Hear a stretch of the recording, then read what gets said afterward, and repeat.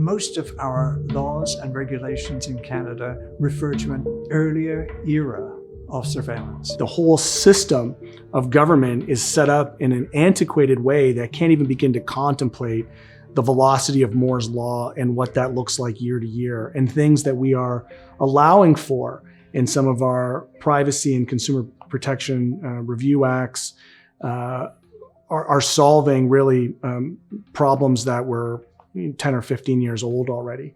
And what we need to be doing is be more future thinking in what the possible implications are and unintended consequences are of conceding this type of ground in this new digital public space to private companies, because private companies, as we know, tend to be driven by shareholders and profits and this idea of infinite growth. Inadequate instruments are an obstacle to our using the new technologies in ways that are truly fair and conducive to human flourishing. When we go to policymakers and we raise concerns about privacy, they're switched over to safety. When we raise concerns about how this reshapes our social relationships, we're told it's innovation. And I like that buzzword of innovation really needs to be rethought.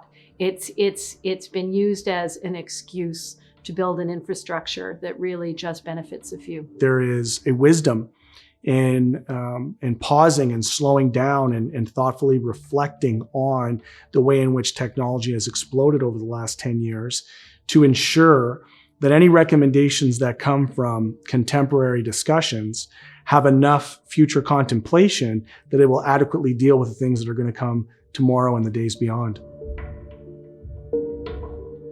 We're at a series of watershed moments in Canada, both at the federal and the provincial level, in terms of both reform, much needed reform of privacy laws for the public sector and the private sector, as well as the attempts to develop governance frameworks for artificial intelligence as artificial intelligence continues to grow and continues to be used in a variety of different contexts. So we're really at those very crucial moments where we need insight into, sometimes very specific questions as to whether particular amendments in legislation, in proposed new privacy legislation to create exceptions for consent or to allow for certain uses of de-identified data, these are actually fundamentally important issues that are going to shape how data are used going forward.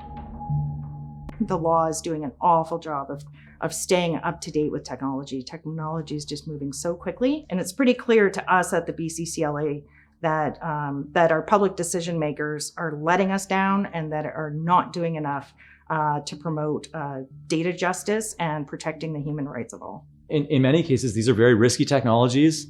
They're new technologies, the implications of which haven't necessarily been followed through to their logical conclusions completely.